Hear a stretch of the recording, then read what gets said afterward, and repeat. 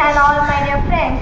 I am Chetan Shkop of Standard. I wish you all very happy Independence Day. India is our big democratic country. We got our freedom from Britishers on 15th August 1947. It was a unique verse of non-violence, which was led by great leaders like Mahatma Gandhi, Nehruji, Netaji, Lala Lajpat Rai and Bhagat Singh.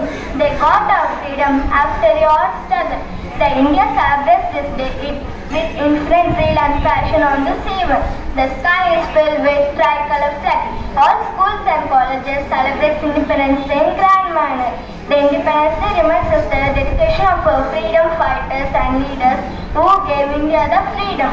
Pandit Jawaharlal Nehru, the first Prime Minister of India, and hoisted the national flag at that fort in Delhi. It is our duty to protect the freedom of our country. We must be united and work for progress of our nation.